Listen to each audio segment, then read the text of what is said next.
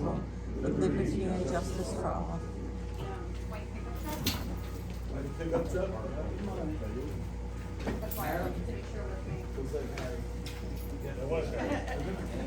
Harry's got it.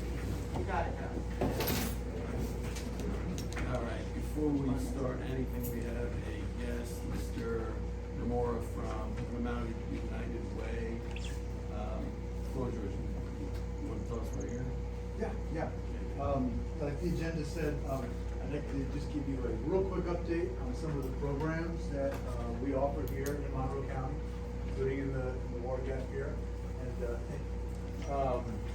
And also here to be formally ask that the borough consider funding, helping to fund some of the costs of our programs at the equivalent of $2 per household per year as a line item in the budget. There's a formal letter in the packet, and Allison has a copy of that as well.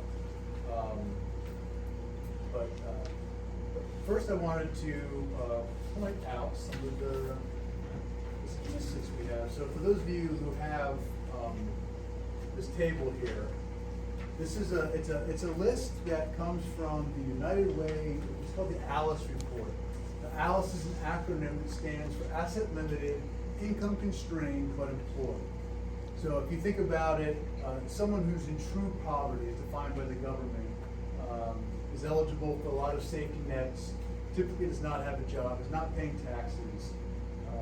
But that next group of people, the frontline workers, the restaurants, the hospitals, the hotels, in some ways the bedrock of our economy here, they make enough money to pay the bills, but not enough money to save. They make too much to be eligible for public support programs, but not enough to really thrive. And on the back of this is actually a listing of different housing configurations. So for example, a single adult here in Monroe County, based on 2021 data, needs to be making $14.54 just to get by. And that's assuming a $670 rent. And I don't know who's paying $670 a month rent, but again, this is a survival budget. So think of, I'm renting a room from a friend, couch surfing, that kind of thing. All the way up to, you look at like two seniors need to be making $25 an hour, equivalent of $50,000 a year. 2 adults, 2 children, $64,000. 2 adults, 2 children with 1 in childcare, over $70,000.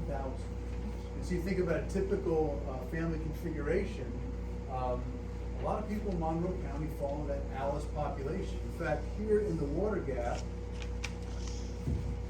while there were 302 households listed, 44% of those households were considered in ALICE or in poverty in 2021. So that's actually a little bit higher than the county average, but a little bit below Stroudsburg, East Stroudsburg, which are about 50%. 1 out of every 2 people falls in that ALICE population. So a lot of our programs and services, as well as the programs and services that we fund in the community, are really targeted towards the ALICE population. At Pocono Mountains United Way, we have 26 different programs and services ourselves, plus through a lot of you know about our workplace campaigns, our end of the year campaign.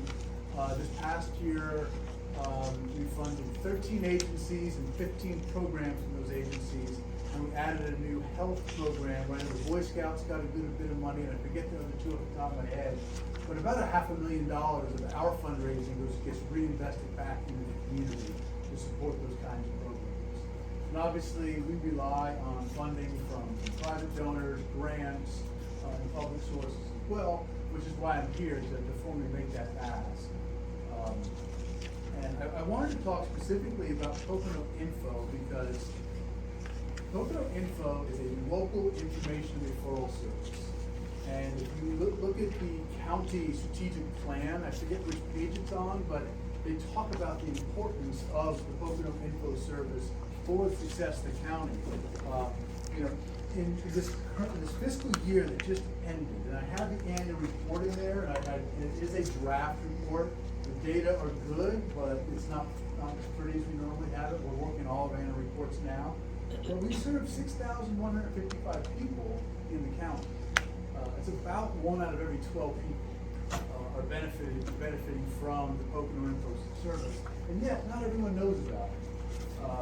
So what I am gonna do is I'm gonna leave 10 copies of the flyer here with Allison. You can put it up in post offices, churches, restaurants and things.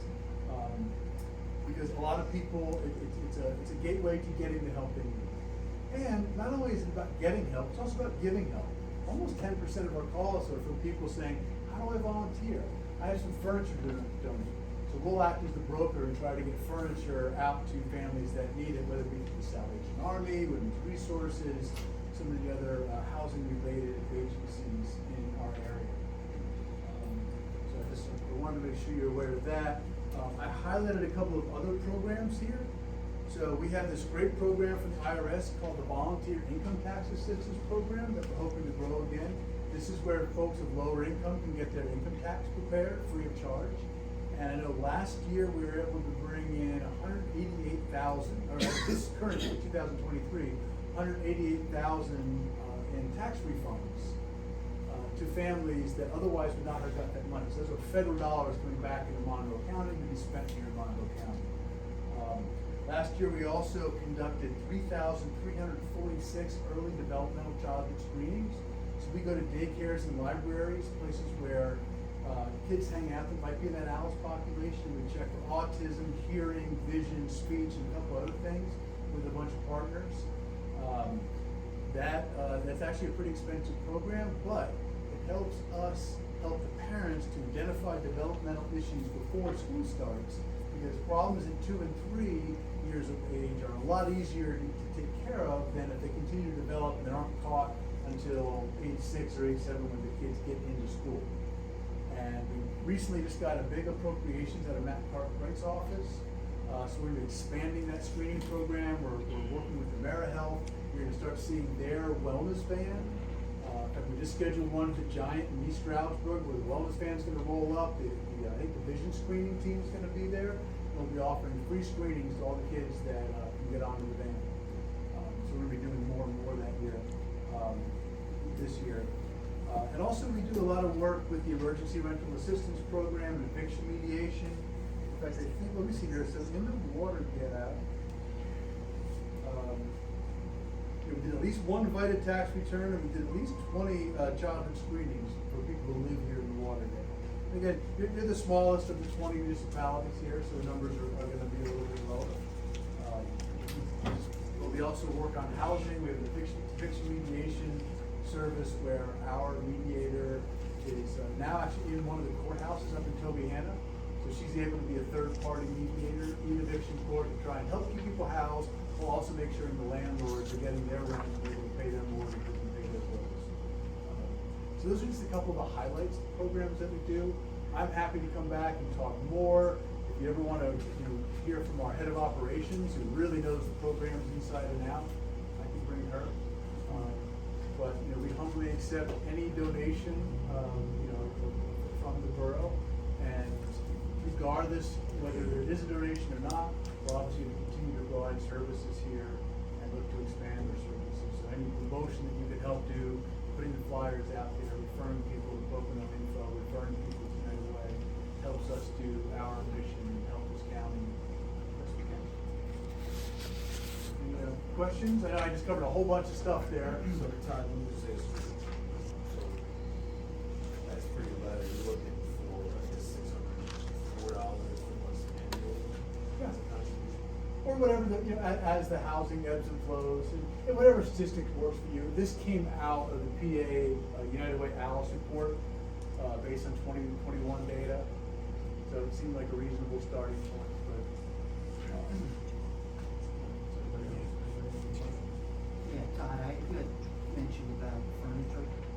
That goes to some of the agencies that you provide. I would recommend and suggest that whoever's your contact in the United Way office contacts the board of realtors, and they'll send it out to all the realtors. I just spoke to a client today that wants to get rid of some furniture and stuff. When you get it to the realtors, you've got over 1,000 people out in the county that are talking to sellers that want to get rid of furniture, get more stuff in, just to put them out to the realtors. Email it. Don Hanning's on our board actually. Okay.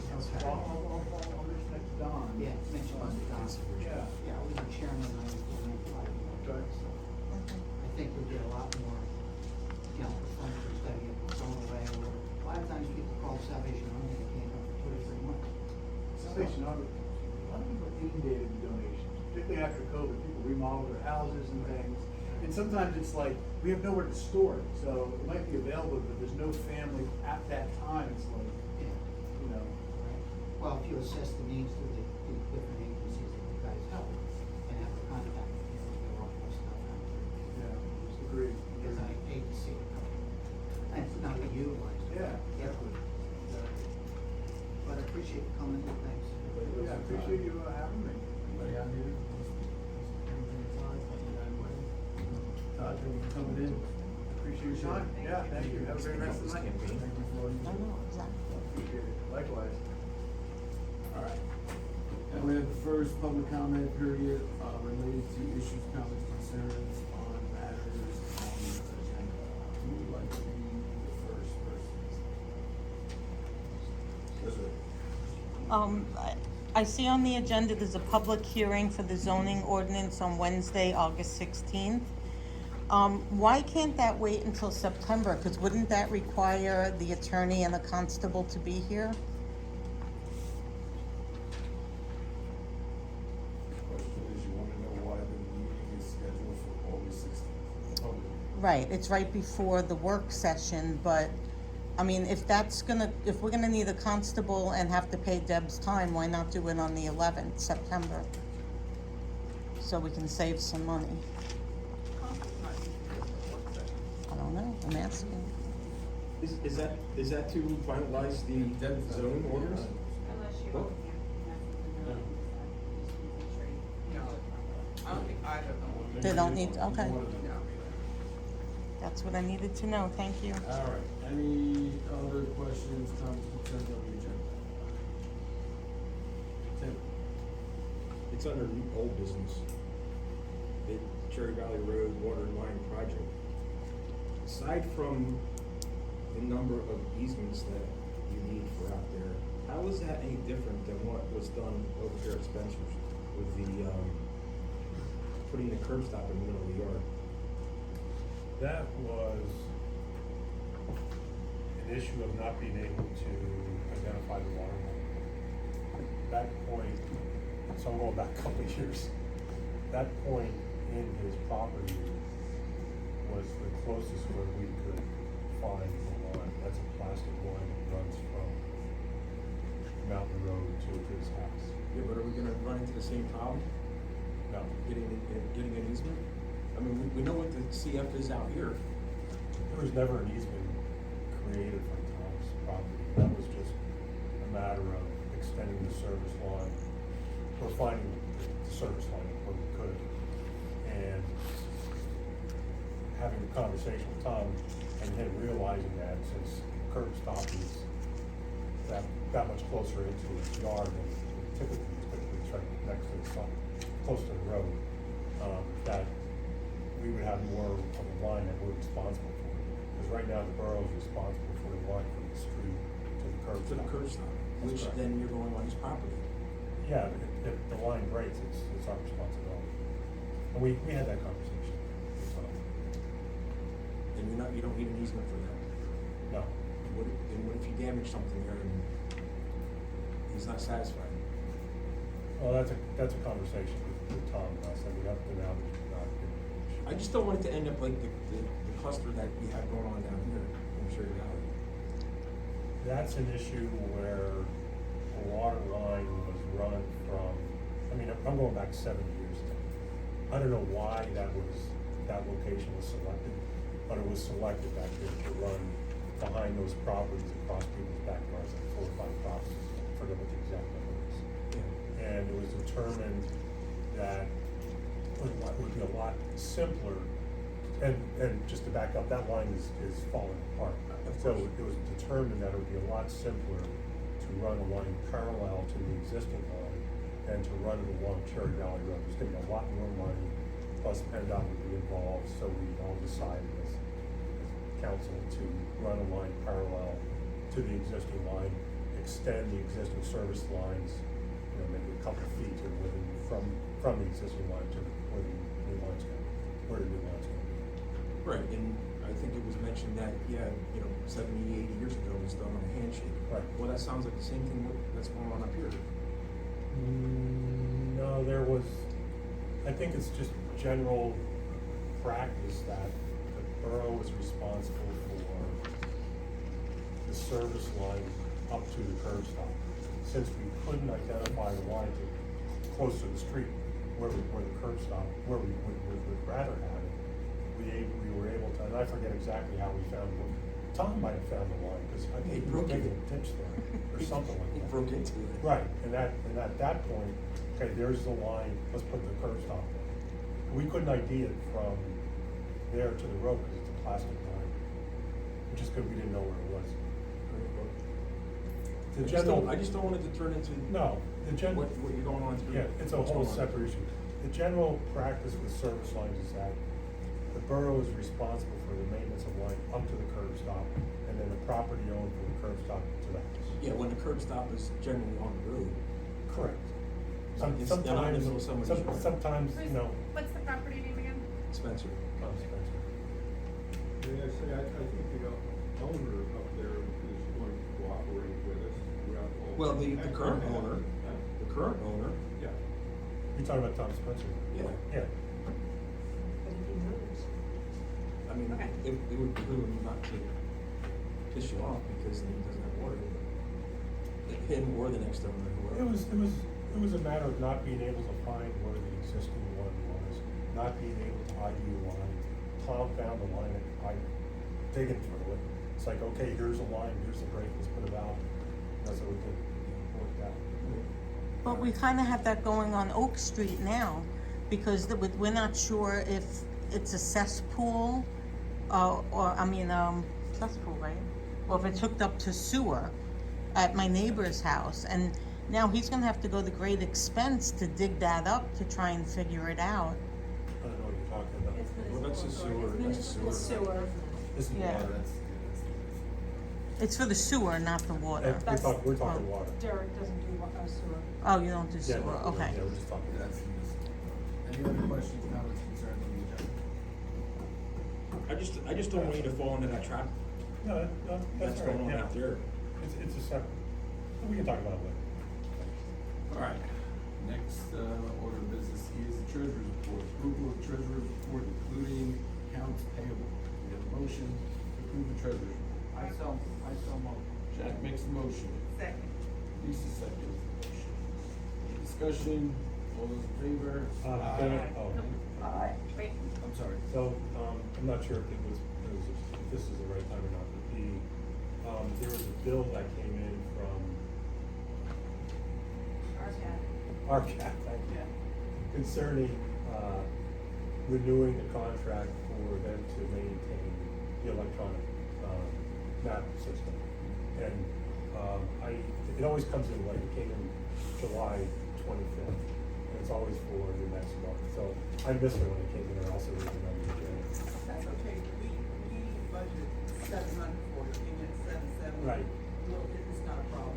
Does that have to be voted on, or? It's already budgeted for. Oh, okay, all right, great, thank you. And it'll be in the I'll payable. just increase it next Right out. time. Pardon me? It'll be in the payable, Well, it's not in this table, it's not in The next what one. I find out today. Okay. I'd like to make a motion to pay this. I think we just motion to pay the bill, so. You got it. So, Bill motions. So Bill motions, Wait, did we approve the first payment? Like the treasurer's report that was being voted on as when Derek had a question? sorry, yeah. all those in favor of that? Aye. Any opposed? Aye. No, that's unanimous. Okay. Now Bill makes a motion to pay the, RCAP, RCAP. RCAP bill for $770. Do we have a second? Second. And Jack seconds it. Any discussion on that? All those in favor? Aye. Opposed? Aye. Motion carries. Allison, can you pay that too, please? Thank you. Alright, approval of the meeting minutes, regular council meeting, July 3rd, 2023. We have a motion for that. I'll make that motion. Derek makes the motion. Second? You have a second for the motion? Second. Lisa seconds the motion. Any discussion? All those in favor? Aye. Any opposed? Motion carries unanimous. Zach, you can hear us, right? Yeah, these. All right, great. Alright, next is, mayor's reports, police report, fire department. Chief, you wanna, give us a report? Good evening. The month of July, the Delaware Water Gap Fire Department ran 15 calls. We had 1 smoke investigation, 4 medical calls, 1 water rescue, 7 auto alarms, 1 vehicle fire, and 1 structure fire. The SCBA's have been ordered. We're not sure when they will be coming in. That's all I have to report. Couple of questions. Sure. Could we get a update on status of your inventory? Sure. Can we hear financials too? And also, I was wondering, is our EMS contacts up to date at the emergency management center? Or, I know it'll change when the election happens, but is it current now? Yes. Okay, great, Our officers, yes. fantastic,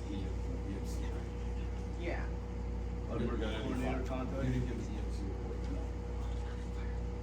no. Oh, I'm sorry, I'm out of order, but. That's okay. But, one other thing, I saw that you're working with the QRS funds that came in, and you're gonna buy equipment with that? Correct. Could we get information on that when it's done? Well, yeah, you will get the bill coming through you if something. Yeah, that's Well, not just the bill, but will it It'll be specify itemized, what's yes. purchased? Okay, Absolutely. fantastic. They don't pay us this time. Yeah. Thank you.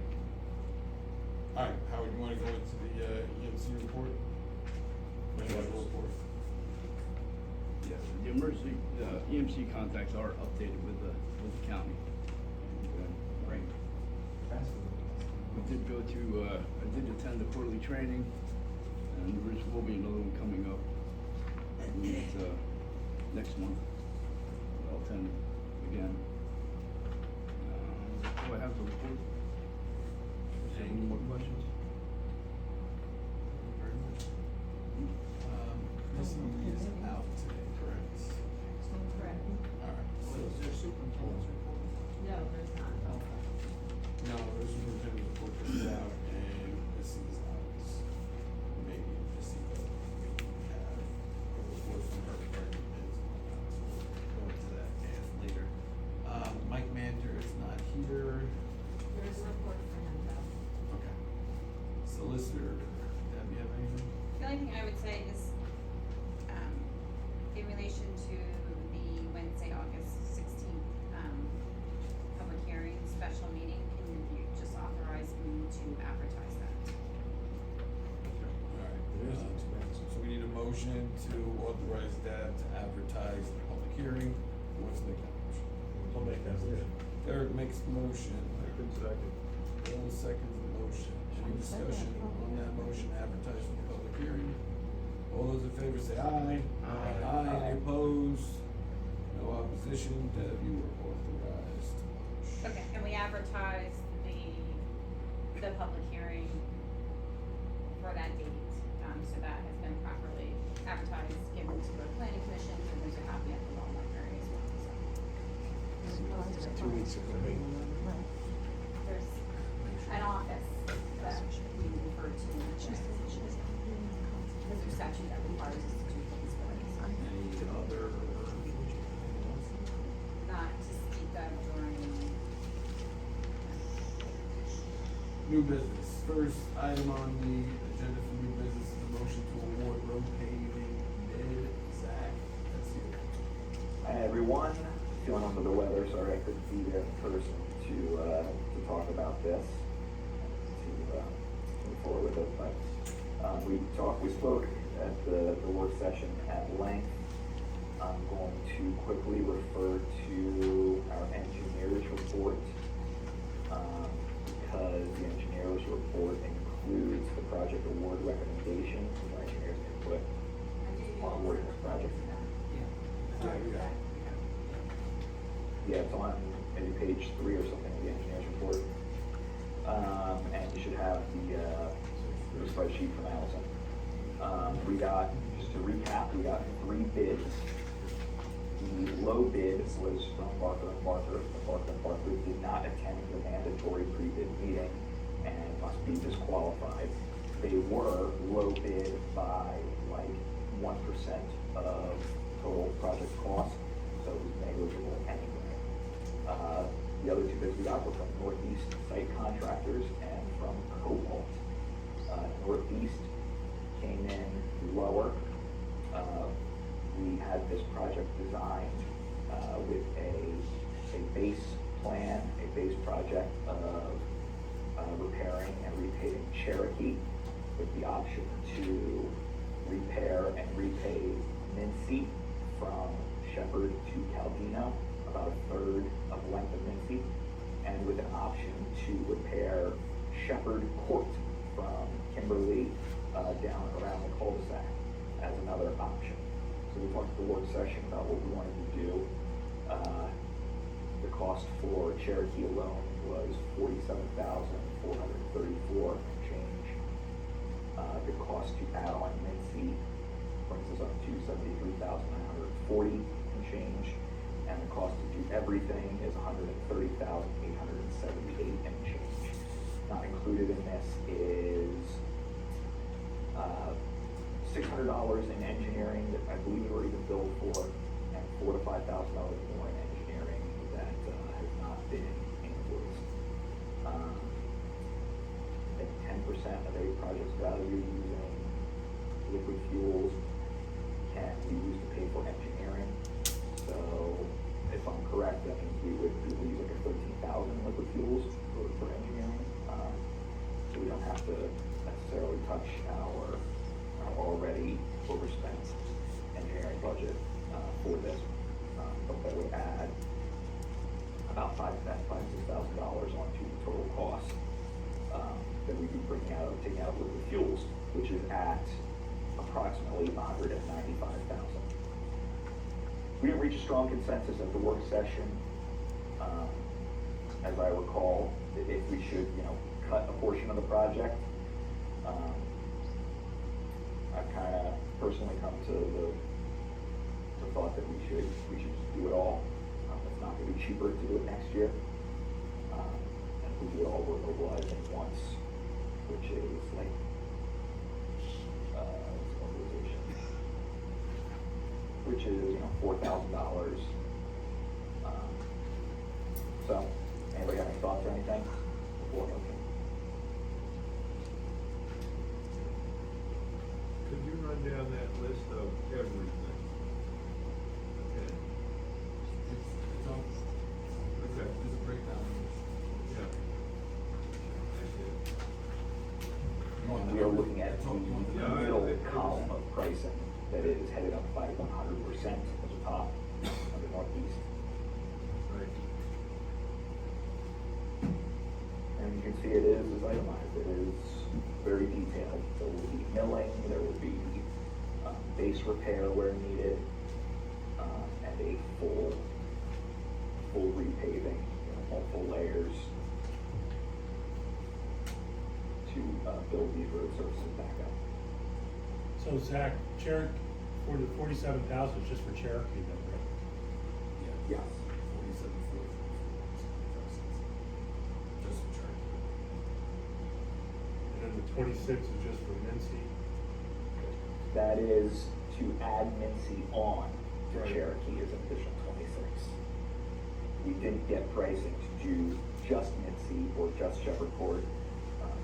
We bid it out that we would do Cherokee and could add on either Mincy or Shepherd Court or both. And do we have all this money in water? Liquid fuel, it's $195,000 liquid fuels, this would cost $130,000 without engineering. Figure $136,000 plus or minus. So it's gonna use. So we would have about $105,000 left over liquid fuels. Is that a good amount, Zach and Jack? We'll have about what's it? 65,000. Yeah, if you need just for materials. 66. Yeah, 66,000, Zach, is more than enough, obviously. And then we're gonna talk about possibly in the spring, we're gonna have tar and chip surface in certain areas. Zach? Yeah, so the next agenda item, before we make any move on this, I just want to touch on that because Good. what we're doing with some of the remaining funds. Right. We did get one bid for borough-wide crack sealing, and it would, basically seal every single crack in every single borough road. And that, what did that come in at, Allison? 27,800. Yeah. So we went full bore on this project and decided, in the next motion and discussion, to crack seal everywhere. We've still got $30,000 left over in liquid fuels, and we have everything kind of buttoned up for a year or two. To kind of get, you know, a high view perspective, on what liquid fuels expenses would cover. So Zach, you wanna make a motion? Yeah, I'm gonna make a motion that, we accept the bid from Northeast Site Contractors, the base bid for Cherokee, in addition to the two alternate bids, to get Cherokee, Mincy, and Shepherd Court all done. Two additional. 30,000. Two additional. 878. So let me just get this correct, Zach, it will be Cherokee and Mincy. add Mincy, right? And then, Yep. and then Shepherd, correct? Yep, so it For would a be the total of base one. bid, including alternate A and alternate B. Including alternate and alternate. For a total of $130,878. Correct. Make it, well, you have to add the engineering in there too, because that's gonna come out of the. That, I'm gonna have to talk to Mincy, that could probably be a following, a motion for next month. But I mean, for everyone's knowledge, that's gonna come in with the engineering about 136,000, Oh, yeah, yeah. roughly 136 for what we just talked about. Right, but for the motion, I think we just need to be clear that the motion is to award the bid for Northeast Site Contractors for the base bid with alternate A and B for a total of $130,878. Correct, that's my motion. All of it. Each step they were, I mean, the total that by the other, bidder for all three of them was $169,000.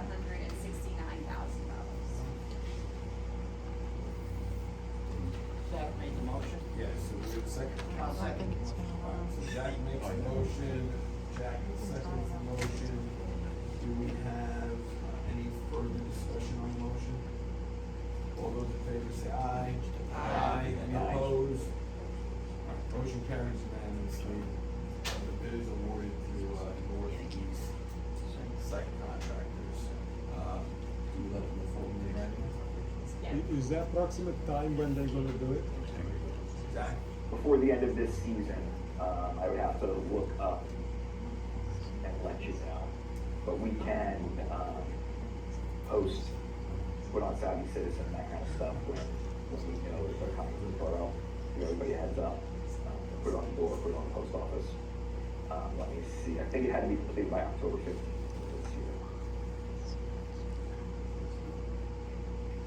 But I would have to dig that up, to see. For sure. Alright, Zach, you wanna make the second motion? And just a moment, Allison, can you let Missy know that she will notify, I think it says her report that she'll notify the, Contract. successful yeah. So the second, piece is more complex. We received one bid from AMS, Asphalt Maintenance, Solution, out of Mass. Unrelated to this bid, I spoke with someone at AMS last week on our PennDOT, municipal rep, Kevin O'Donnell's recommendation, because they have a chip sealing, solution that is available at CoStar's pricing. So, roads have been talking about getting Mincy from Calumet to Mountain Road, chip sealed to preserve that surface, for years to come at, it's less than a third the price of like repaving, a road surface. If you chip seal it, and you can, extend life of the surface, for a long time. So last week I had a phone call, with this guy, and, it was a good phone call. I talked to Jack after it because anybody would remember the way the phone call went, and I was on vacation, so I didn't write any notes. So now I'm kind of spiraling, thinking, what did we talk about? So, Mincy Road is only, I think, 1,300 square yards or so, that would need to be chip sealed. Speaking with the guy at AMS, in a borough type setting, that truck, that team that they have can do about 10,000 square yards in a day. So it is most cost effective to identify 10,000 square yards or close, that could use chip sealing, so you're not paying mobilization costs, just to do, 15% of what the truck can do. He also said that they have processes and stuff, in his company that can cost effectively, preserve and also like rehabilitate road surfaces that are in worse shape than Mincy. They couldn't do Cherokee, Shepherd, that kind of stuff. They're not gonna do stuff that requires base repair. But he said that road surfaces that have, they call it alligator skin cracking, where it's just a mesh of cracking, that they have stuff that can get into those cracks and bind them and seal them and get many more years out of the road.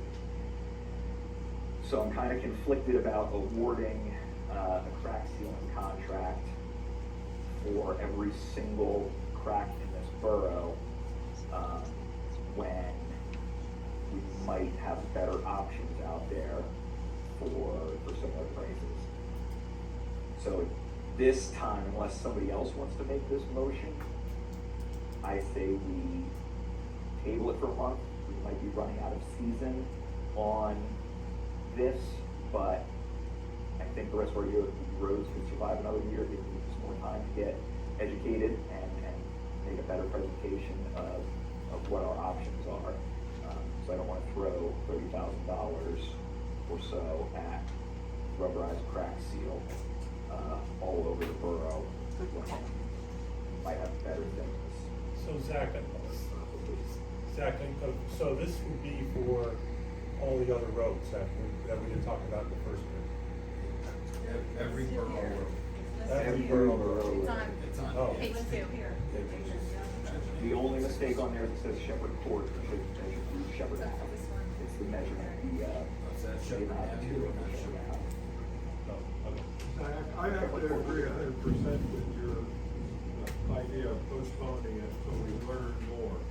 Because we did the rubberized ceiling and those that were around to see it, about half of it came off. Yeah. And, I think I know what these people are doing. They're putting down, the petroleum product and then they're putting the chip on top of that, coming out of a machine. So it's a more targeted way than we had last. Yeah. The guy from AMS said that, early fall, once their off-season hits, he would gladly come to the borough, look at our roads, give us recommendations. I think that's the only way to go. Yeah. Another way. Yeah, Zach, I agree. Based on what we talked about, I think we wait and get them in here as soon as possible, get the guy to come in, from PennDOT and also this guy. And if you go down Cherry Valley Road, Smithfield, I think, just did some roads. Yeah. Did the length of it. Yeah, the whole surface, so if you haven't And they seen the did surface. strips too, which this company can do. We don't need to do roadside to roadside. They can target areas and I think it's a prudent, approach to put it off one more winter season. I don't think we're gonna lose any of the roads, that aren't done yet. I personally think we should wait and get more educated in the next month, like we talked about. Like you and Bill just said, let's bring them in the next 30 days or so, and at least get an evaluation of what we can do and approximately what it would cost, even if we wait till spring. Yeah, yeah. So, yeah, I'm not making a motion at this time. Okay. Correct, to You award would, that, so. I think we have to announce though when the new date and time of possible awarding of the bids, and that would be at the September meeting, correct? Sure. So we have to let this, I'll reach out to them and have just, kind of an offline conversation of, hey, we tabled it for a month. We'd really like to talk some more. And, yeah, I'll be back. So you have to technically announce, but that would be the September 11th, is that correct? The 4th is Labor Day. Yes.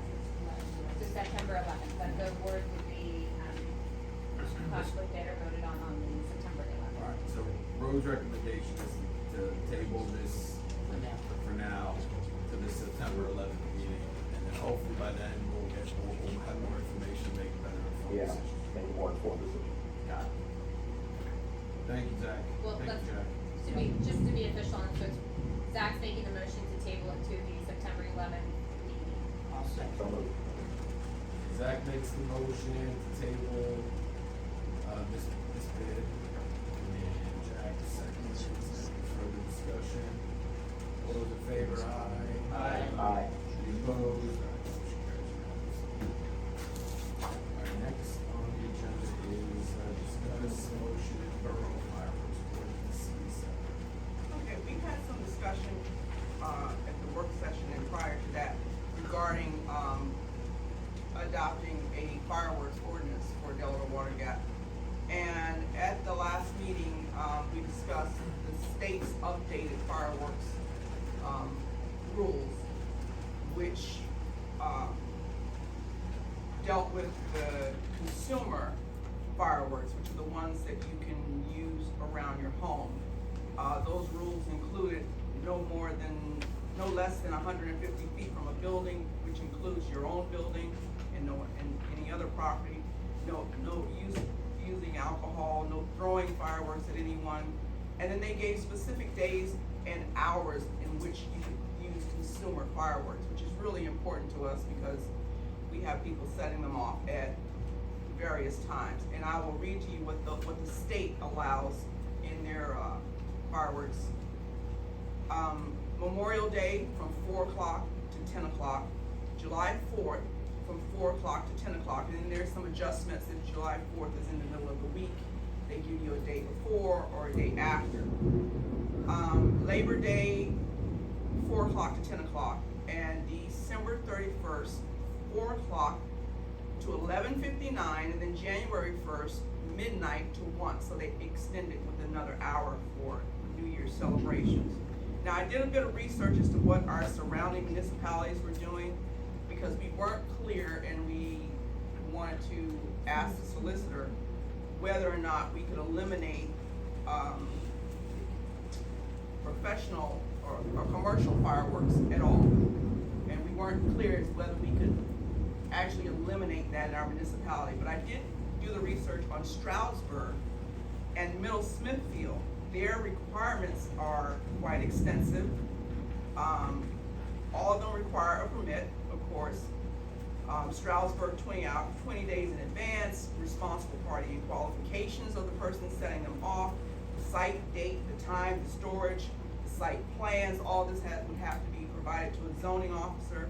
They would have to, this is for Stroudsburg, you would have to indemnify the township with insurance. There's also auto liability, because you've heard of fireworks hitting other people's cars.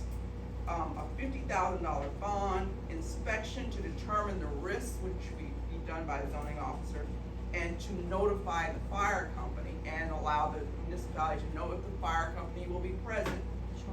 Middle Smithfield has commercial liability insurance, which isn't transferable, of $1 million. Damage to property, $300,000. Products that they're using, $2 million. Commercial umbrella, $4 million. Bodily injury of $500,000.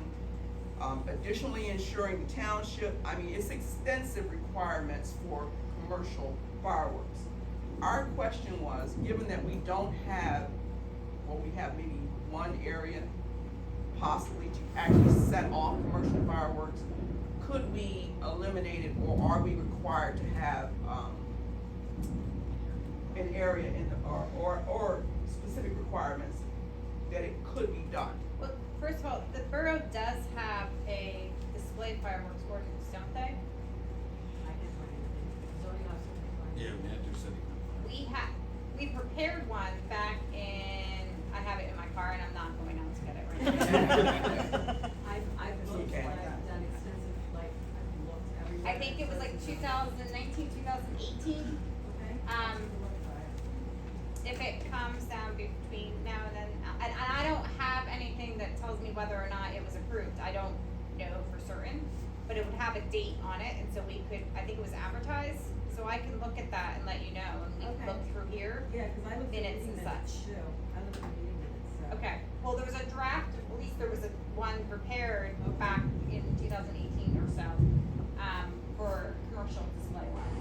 So we can start there by looking at that, but since then, the statute has been amended, it was amended at the end of last year. To add the things For regarding the state, consumer yes. ones that you talked Yes. about. So, looking at it, I don't see anything that allows you really to prohibit them. You're allowed to have commercial displays, but you can require permits and have all those requirements necessary. And within the borough, is there space that you could be within, that you can get that 150 feet everywhere?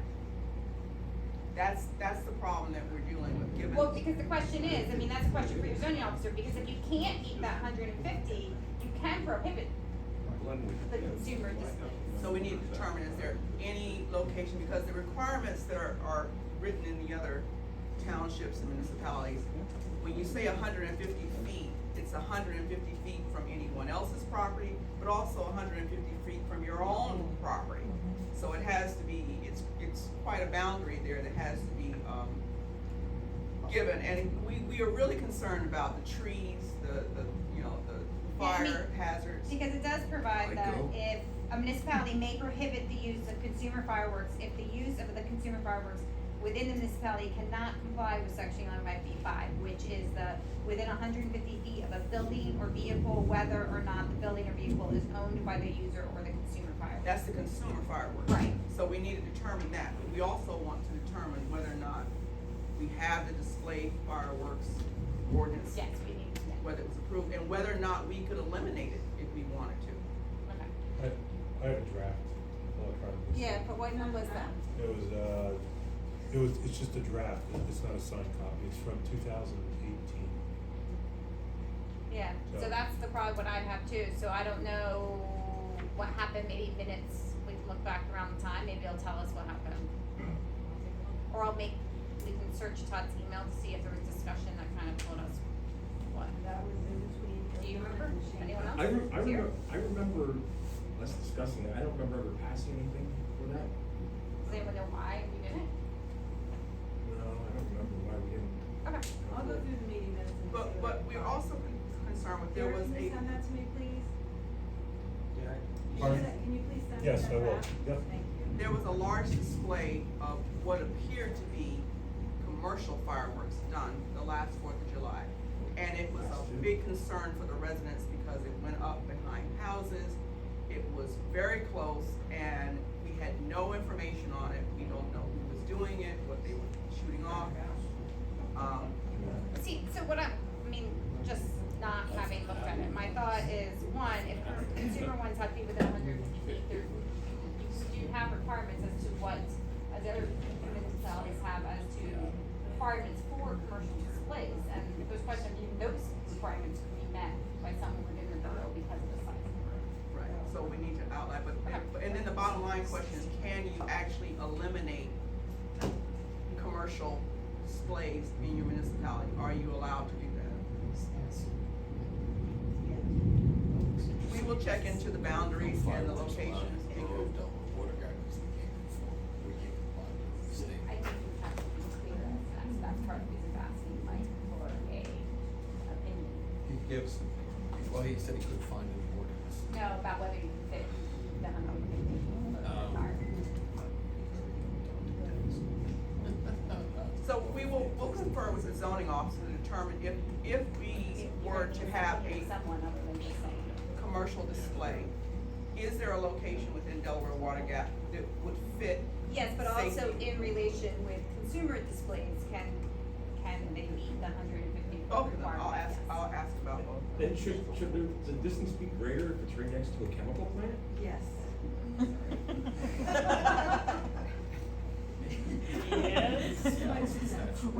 making noise over there. They talk about animal housing facilities, but I don't see anything specifically regarding chemical plants.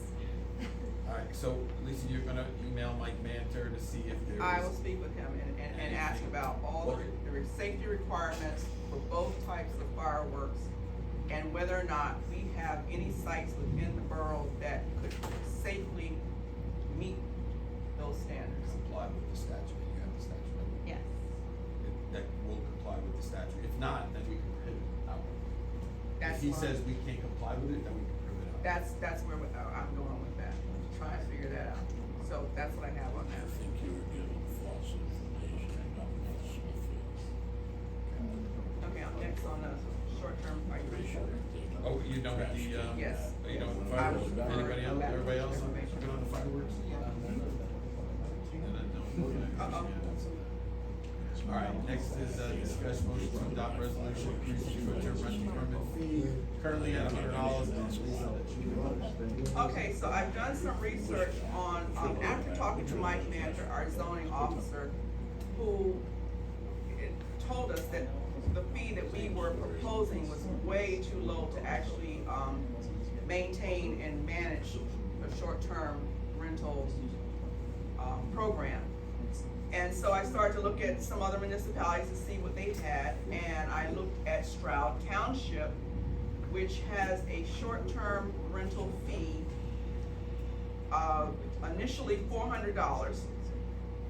And that $400 includes one inspection at $100 and includes a SEO inspection that has to do with the septic tanks of $100. Any additional inspection would cost an additional $100. So that's the first year, $400 for the application, including inspections, and if there's an additional inspection needed, it would be another $100. Then the renewal fees are, I think,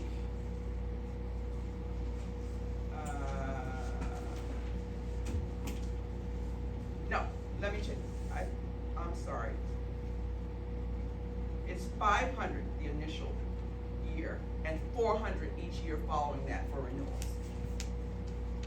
And that is to maintain the inspections, him going out if there's violations, inspections of the buildings, because our requirements that we're proposing right now are pretty much in line with the other municipalities. One of the things that I think we discussed, but I don't remember what conclusion we came to, whether or not we would add requirements for the number of bedrooms and the maximum number of occupants, and I don't know where we left that off. That's part of this, that's part of the That's part of ordinance. the Yeah, ordinance. That is that's part of it, already- I didn't see it on Yeah, the yeah, application that's the guidelines. It's part of it. Okay, all right, so the question here is, increasing the proposed initial application fee. Isn't it $500? I said 500, it is 500 for Said the, 100 on the paperwork.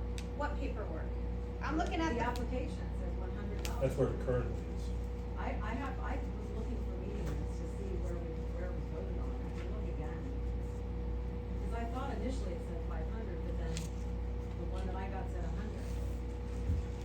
So you think it was, the drafts that make you it sent us said 1,000. 500, they were just drafts from other municipalities. well, I think we set the fee by resolution, so we could change it. But when I look at the when I'm looking back on the information I sent you, it was highlighted, it said first year $500, like I think that was Okay. something the borough needed to decide on. I will look and see, but it should have been there, I don't think I have a resolution for it to be, Lisa, do you think $500 is sufficient? this is what, well, Mr. Manter looked at the 100 and he said there's no way you can maintain the program, because every time he is called out or inspects anything, it's gonna cost us. And There was a resolution November 500 is. November thought 4th, 500 was 2022. reasonable. Let me ask one other question. Alright. What's the penalty for not obtaining a permit for a short term rental? Is it at least the same as the $500? It might be cheaper for people to just avoid getting a permit otherwise. Well, now, there's other municipalities that have more extensive, verbiage on their permits, and one of them I read indicated that it would be a magisterial, complaint, and they had a fine. Like Hartman. And the fine was deemed out each day that they were not in compliance. So, I don't see that on our application. It would be in the ordinance, I don't And the have the ordinance, I'm sorry. ordinance offhand right now, I don't have the ordinance. So maybe we should check that also, penalties. There has to be something in there, I just don't have it. It says $100 on here. Alright, so we would need to So, raise that. yeah, so there's a resolution that you guys voted on in November that you, And it says $100 on here. where we wrote it in, or I gave it to you in Word that it could be changed, so that's what you must have voted on. Cause I had it. I can go back and look at those meeting minutes and just double check it, but that's what I have here. Because the ones when I look back for my emails, the one I sent you was in Word, Right. and I left blanks in it so we could fill it in at the meeting, but then you could fill it in. Yeah, typewritten. I'll have to check the meeting minutes on that for sure. So I had proposed, I put the 500 in, cause that's what Stroud had, so that's why. Can we agree on 500? Yeah, if you want to, and we just make the motion and, Move forward. Also, with penalties also. Why not 500? well, the penalties, I think, Legal people. the penalties for not complying, I think we need to see what's in the ordinance regarding that, because you can't vote on something, you can't vote to change something that's in the ordinance, then that would have to be a revision to the ordinance. The application fees we clearly set by resolution, so we can amend those, and so you can vote to adopt a new resolution to set those fees at $500, and we can just update that resolution on paper to reflect that. So Bill made the motion, I'll second. Alright, so Bill makes the motion to raise the, Application. Just one question, does that have two amounts on it? Yes.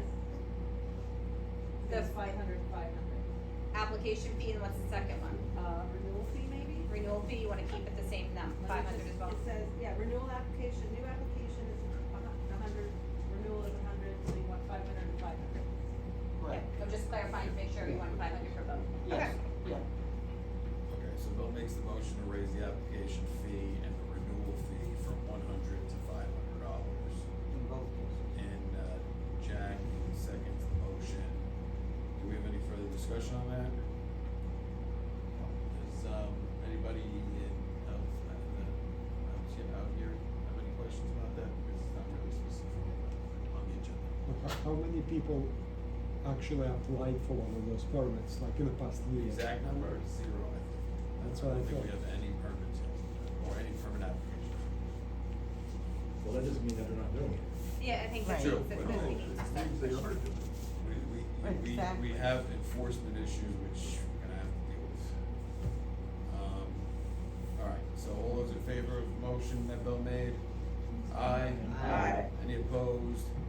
Motion carries unanimously. Okay, alright, and second part of that, the penalty? So I found the ordinance. It provides that it shall be enforced by an action brought before a magisterial district judge in the same manner provided for the enforcement of summary offenses under the Pennsylvania Rules of Criminal Procedure. Any person, partnership, corporation, or other entity who or which violates or permits a violation of a provision of this ordinance shall, upon conviction in a summary proceeding, pay a fine of not less than $300 nor more than $1,000 per violation, plus all costs and reasonable attorney's fees. Alright, so that's covered. Penalty, okay. Alright, so then the next one is, motion to authorize solicitor to advertise for engineering bids for the firehouse renovations. We actually had Rosemary Brown here, I think it was last week, last Friday, and, for updates on the firehouse renovations, we got 2 grants.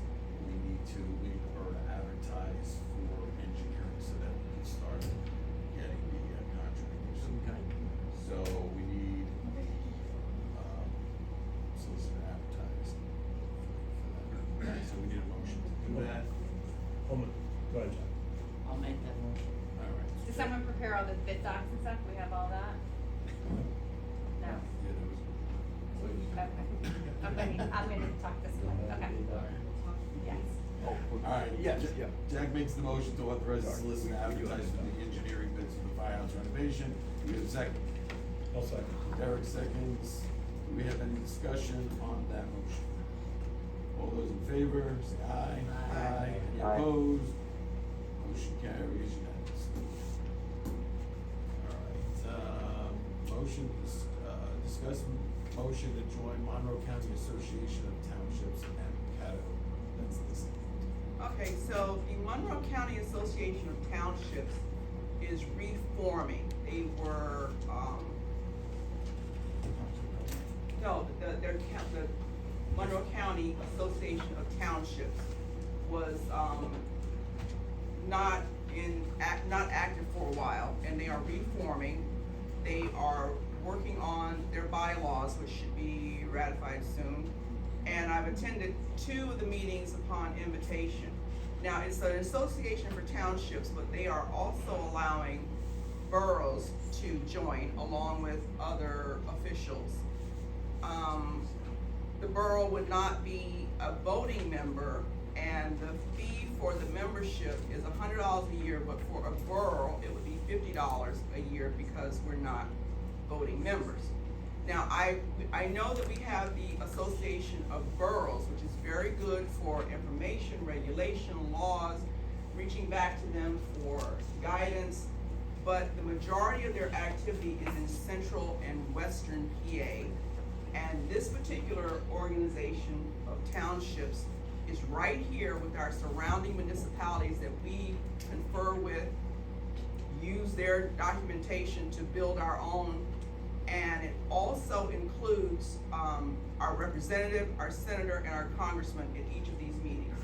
They are working to with combined efforts to formulate resolutions that they are going to provide to the legislators. And I think it would be a good idea that we become part of that combined voice so that we have access to these things, be able to join in the legislature. The first one that they're ready to submit soon is regarding fireworks. So it would be very good if we are in conversation with our neighboring townships and also with the ear of our representatives to join in on these things done instead of reinventing the wheel and trying to do it by ourselves, and so that we're not forgotten.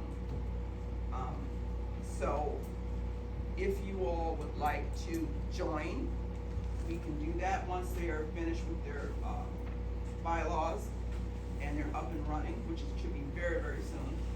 And I just think it would be good for the borough to be a part of that. I agree 100% for $50 a year to have that would be invaluable. Yes. You know, we do share a lot of their paperwork and things they've already had litigated or forms we just talked about. And now we're talking about Monroe County specific as opposed to Western PA and other parts of the state. So I make a motion to join. I'd like to second that. No, you should second. I'll second. Any other discussion on it?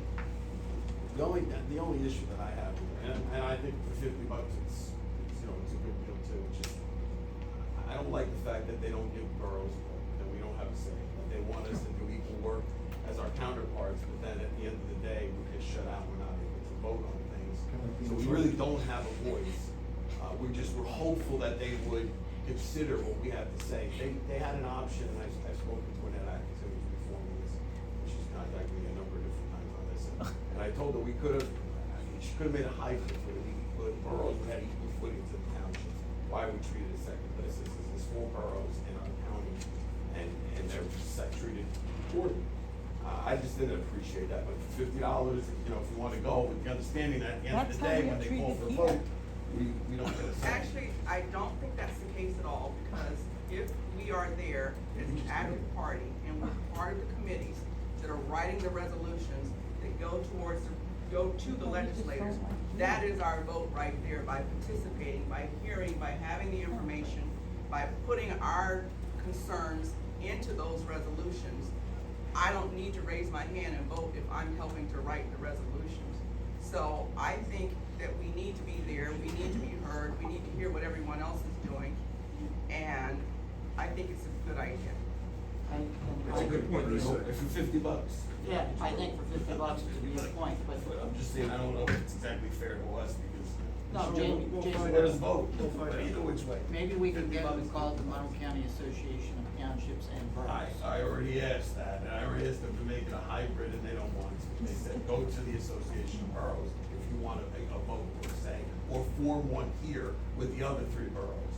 But, you know, hey, For $50. at least they're letting us, you know, I sit in think the to be meeting and work with them, I included, to guess. be included and considered on matters that are going to our representatives, senators, and congressmen, and legislators is invaluable. And it also been a good idea to bring it to the council and let us all decide, so. All right, so who made the motion? Bill? Jack made it, I seconded by did, Lisa. Jack made the motion, Lisa seconds the motion. Any other discussion? All those in favor with the $50, is it a yearly fee? It's, I mean, that's kind of up in the air. It's $50 now. They're just starting out. They don't foresee exorbitant expenses. If it's raised, you know, they would let us know, or I would let you know if I'm there. So right now we're voting. Right now, we're voting to to give join, them- at the rate of $50 per year. So the motion that Jack's making is to join the Monroe County Association of Townships for $50. Lisa seconds the motion.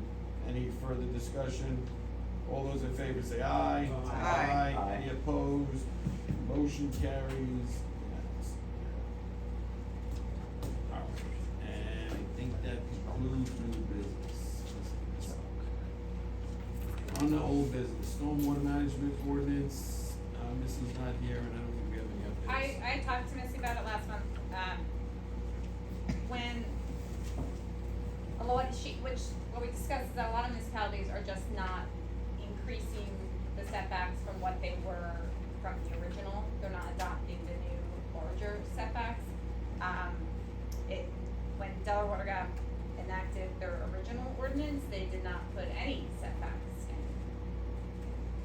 They didn't include the ones that were recommended the first time. So she went back and looked to see what those would have been, and then we're gonna, I guess, discuss and maybe make a proposal to council.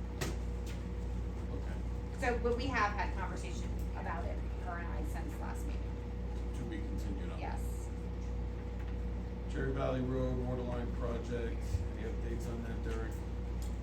No, We had a that, litigation, I think. there was, Yeah, we're still looking for 3 easements, and, 2 of the property owners have counsel, so I'm hopeful that we'll be able to get those easements. All right, so we're moving forward. Follow up on grants, search for new wall generator, that's being busy, and that's still tabled, we just haven't been able to find one. Police advisory committee table, it's still tabled, updates on SOPs. Zach, it says. Yeah. That was Chief emailed, but I don't emailed think us it 2 was. weeks ago that he got the SOPs, so he and Larry, I'm assuming, are reviewing them.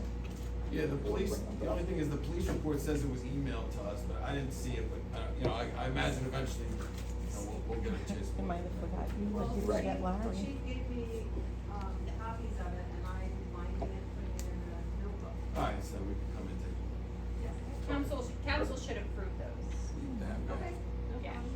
Is that meter still running? so, So he needs to, With SOPs? I don't have a digital copy of it, so. okay, I can reach out to Larry on the SOPs. Okay. Is that meter still running on the SOPs? No, it was a flat That fee. was a flat fee. We paid $1,500 for the SOPs. Well, it's taking them long enough. That's it for old business. Well, then he lost Yeah. Exactly. Committee reports.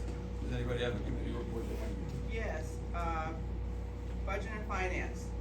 We had a meeting on July 25th and did a complete review of our budget as it stands now.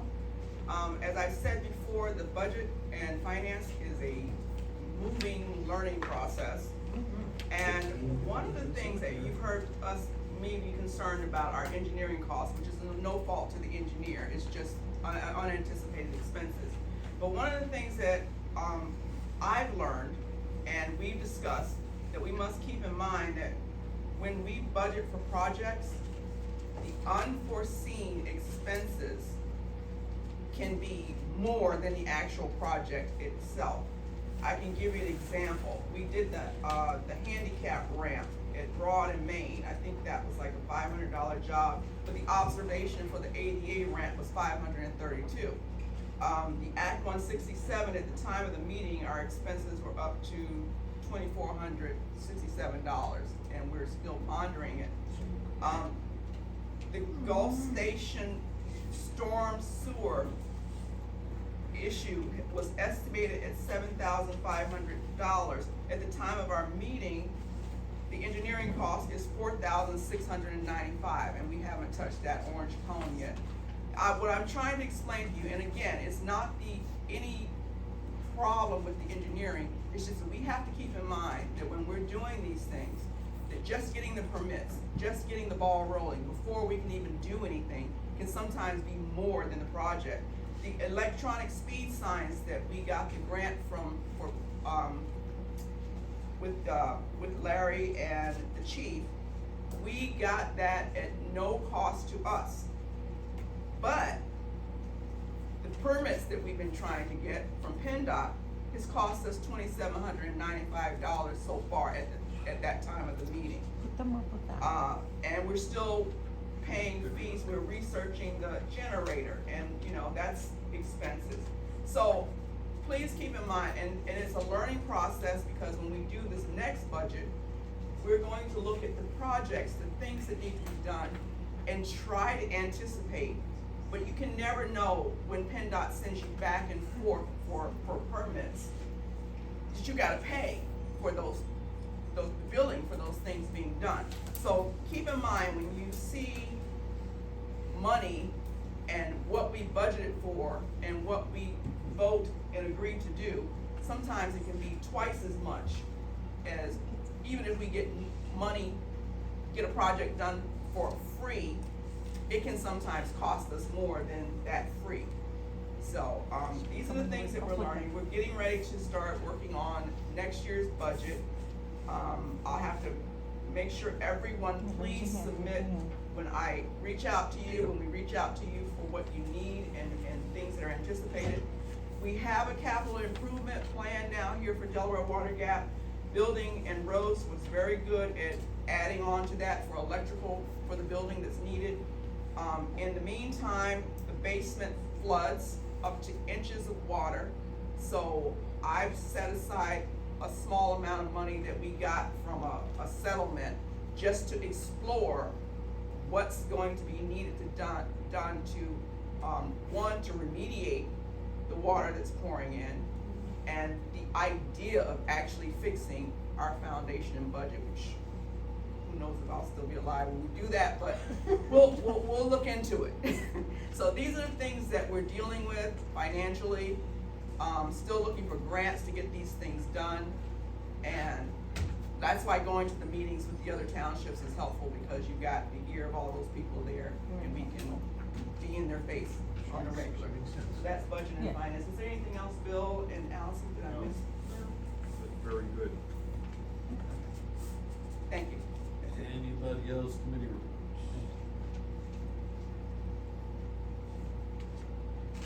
All right. Oh, actually, I went to the COG meeting on, last week, and, it was uneventful. The only thing they really discussed was, property, that unclaimed property, but there was none for all right, public comments, issues, concerns not related to the agenda. Who'd like to be the first person to make a comment or discussion issue? Yeah, is anybody aware what's going on with the post office? Because I heard from employees of post office that they planning to shut it down for a few months completely, and then we're gonna have to go pick up our mail in different town that they make arrangements, that they making arrangements with, because they said they found asbestos and they have to do it. And also they found asbestos there a while ago, but they not like treating it with urgency. They said they wait. They said they waiting for like hiker season to be over, then they're gonna start.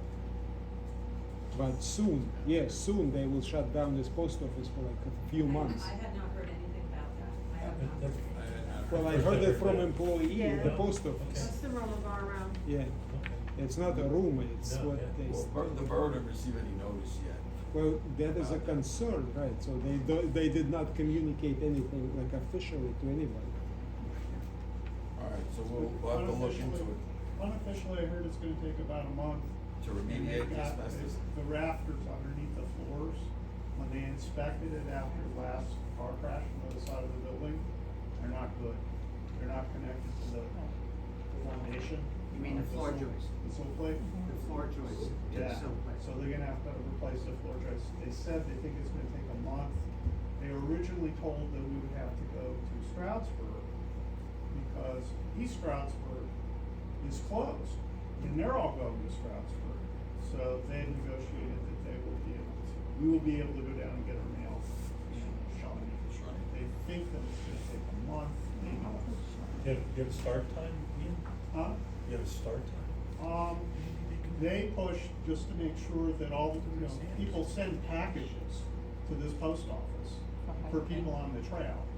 And they wanted to get those people, you know, out of here before, you know, they get, so that's why they put the delay on, because they wanted to deliver it this month. We have to get details on that, because we weren't notified of any of that.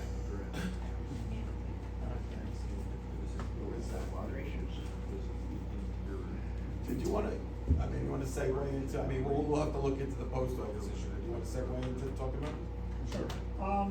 So I'm on the Kettle Creek Environmental Education, Center Board, and we're having our, dinner on September 21st, fundraising. I think Jamie has offered to put, copies of the information that I gave him in everybody's mailbox. If you're interested in coming to the dinner, you can call Kettle Creek Environmental Fund. They're out on Running Valley Road. They do a lot of good things with the kids. They, bring, the kids out to the center. I think they also work with, Peak when they do their sugaring program. And it's a good way to get the kids interested in the environment and helping protect the world. So, dinner tickets are $50 each. If you don't wanna go to dinner, you don't wanna spend that much money, you can send in a donation. I can get anybody, more information if you want. Food looks good, and it's all gonna be done out at Trout Lake. They're gonna have a bunch of games. There's probably gonna be some silent auctions and some raffles. Good food, good to eat. Where's Kettle Creek? Where's he? It's out Running Valley Road, so you go out to the Tanner still, and then you go. You mentioned Trout Lake. I know that it's around Trout Lake. Yeah, Okay. yeah, it's at the center. No, it's actually at, the, I think it was the gymnastics place. The old gymnastics. I'll put this in everybody's box, and we'll make some copies and we'll leave it out on the It's not front the camp, desk. it's like on the other side of Come in. the camp's still there. Yeah. It's just connected on the other side of the lake. Thank you, and thank you for the information. very on the nice. post office. That's where our school was. All right, anybody else? Yeah, regarding the road repair, I would like to know how much money does this town receive in liquid fuel, taxes per year? Our share, Zach? It is the ballpark of $22,000 a year. plus or Thank you. minus 20, I'd say it runs 20 to 23,000, depending on how much they collect. Thank you. So we've been saving for a while. Yeah. All right, anybody else? Jeff, I noticed. Go ahead. I'm sorry. Oh, it's all right, go ahead. Me or him? Let him. Go ahead. All right, so I noticed on the agenda that I requested, from last month to, you know, as a placeholder, to put the $15,000 that the borough is gonna, donate to the cemetery. I didn't notice it on here. But I'm bringing it up again. That's gonna be a You'll hear it budget- 4 more that's- times. That's a budget planning matter. I and know, I but would- you'll hear it 4 more times. I have it in my notes. When, my budget. when is the next budget meeting anyway? I, well, if you wanna go to that. It's during the day. It's during the day. We We're thought we meeting could in just stick to September, the but law I and will bully get people. each area of concern, a responsibility to find out what your needs are, and then as we're planning for the budget and see what we can do. 15,000. Yeah, right. It's the fourth Tuesday of the month. Same deal, same deal. We trust you, Lisa. Fourth Tuesday of the month. Trust that we're At what looking out time? for you. Alright, but just, if you can't make it to the meeting, just touch base with Lisa or any of the committee members, just to make sure that it's discussed. I will talk And to our Allison's committees. noted that it's on her list to consider. Okay. Yes. Can we just somehow make a note that, we're looking for Missy to let us know when the surveyor may be in the area to give us a good price in order to put the cemetery. Just Surveyor. put a note so that we bring it up at the next meeting. For the what, Bill? For the cemetery. Oh, okay. So you want Allison to put something on the agenda? Right. Just What put am I putting on the agenda, surveyor for? surveyor for, cemetery. To ask Missy when the surveyor will be here or around the area so that we can talk about getting a price to survey the cemetery. Yeah. Okay. Once An again, estimate. once you get an estimate on the cemetery line Estimate between on the survey apartments for and the the cemetery, Okay, got it. correct? Yes, correct. Okay. Thank you, Lisa. And Allison.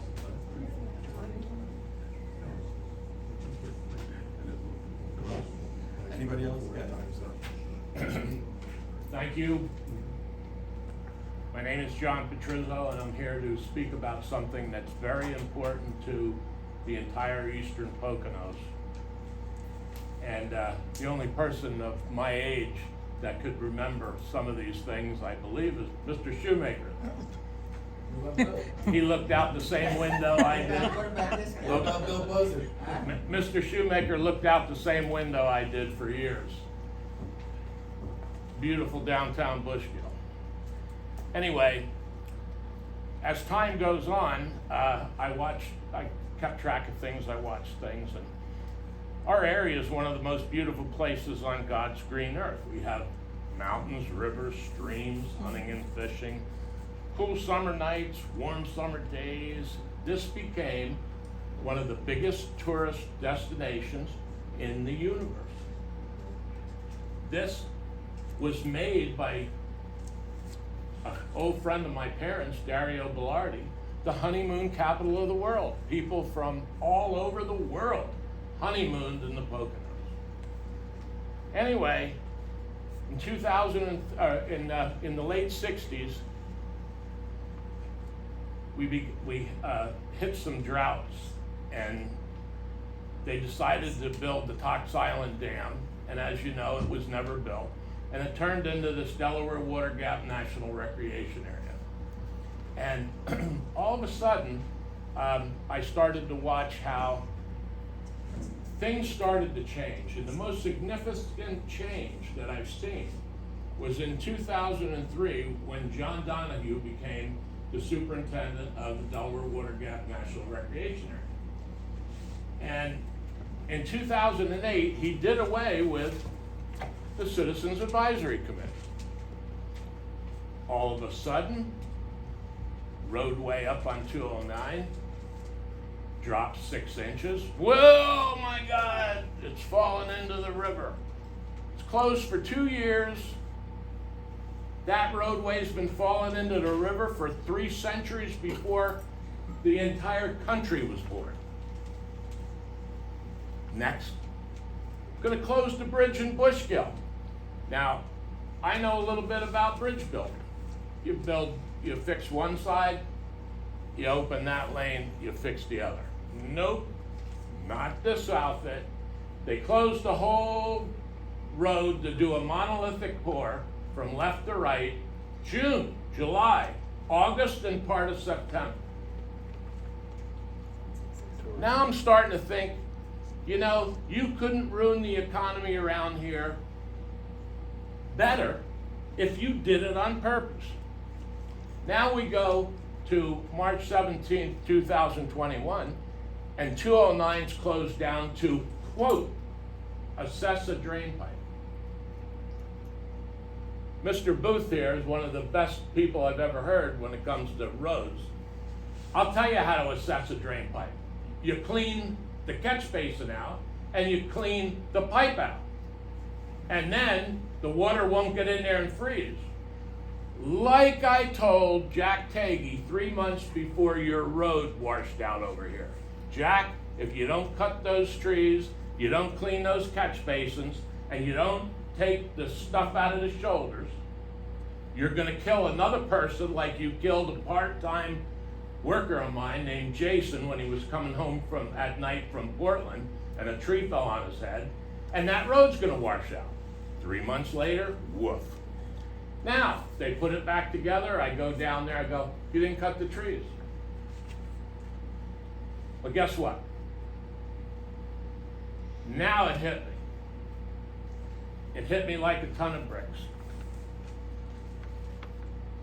2,000 years ago, the Roman Empire discovered that the backbone of a vibrant economy is a good road system. And it brings money to the area. And you know what?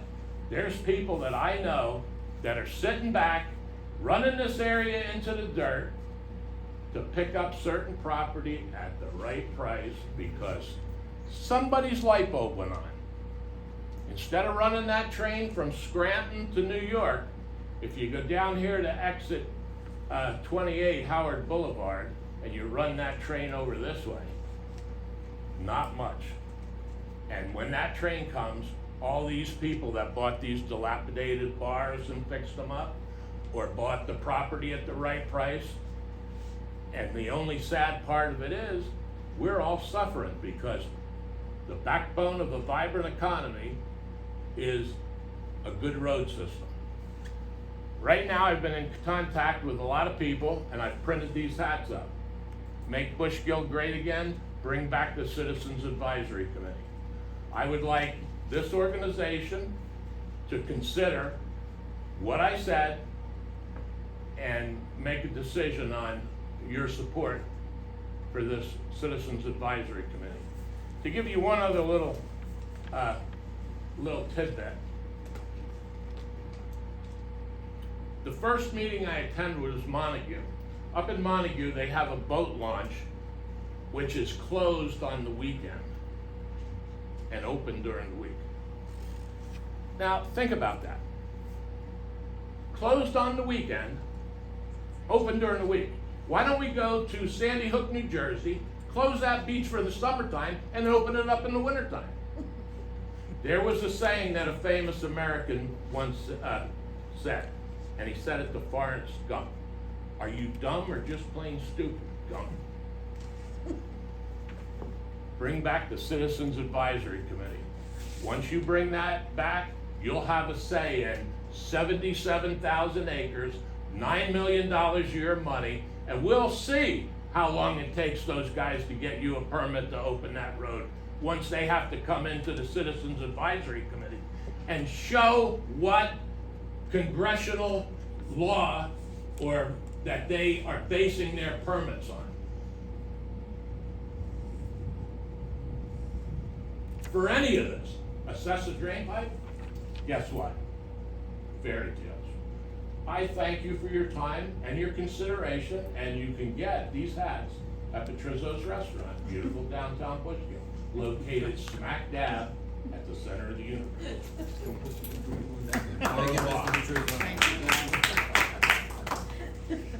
All right, anybody else? It's gonna be tough to follow, but anybody else?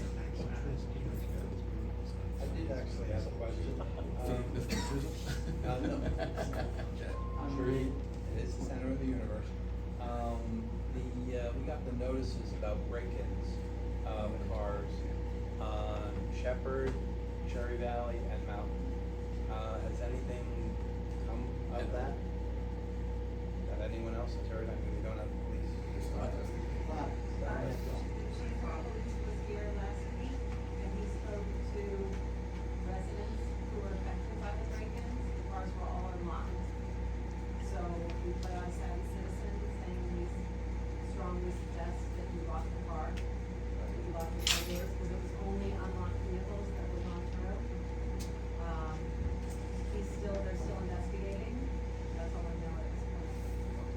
two of my trucks were the ones that got, can't say broken into because my doors were locked, and I'm not gonna lock them.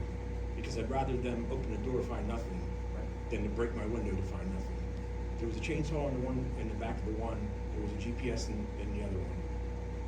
They didn't take that, so I think they were just looking for change or dollars or credit cards or a wallet or something like that. So they apparently they were on foot. It did, because, yeah, I got that too. How do we know they broke? My glove compartments were open, everything, like my receipts were all thrown around. And I didn't leave it like that. My personal truck is pretty messy, but the work truck is spotless. Thanks, Alex. Anybody else? But Mike did come down. Yeah. Motion to adjourn. I sent an email asking if I didn't get a response. On what? Just to let you know. Okay, so that's what we're going to do. Oh, Yeah. Yeah, but I got no response back from the letter that was sent, and so Yeah, you had it. in I there. already think have it was the authorization, so I was 28th. just confirming that I can go forward with the authorization I already have. Okay. so we're all good. Yep. Yep, stop the file. All right, motion. Wait, to adjourn. one more question, one more. So Lisa had brought up about, inventory. Where do you stand with the inventory that you said you were gonna take for the borough? I was looking at you. I wasn't, he wasn't asking for the inventory of the borough, I think it was Yes, somebody else. you who brought asked it for the up. Inventory of the borough. Didn't he bring it up? Yes. Well, then we're not taking inventory of the borough, because it wasn't, I didn't I bring don't up know, you said- taking you said inventory of the you borough, did. it was other council. I'll look through the minutes and find it. I know Chris inventories the garage downstairs. We made a big stink about that, the inventory. All right, anything else? No police, And oversight committee, Was that ever? What? Police oversight committee meeting ever? Not yet. Please oversight, I don't think we have a chair, right? It's tabled. Any other comments, questions, issues, concerns? Motion to adjourn? We don't go to executive session, right? I'll make that motion.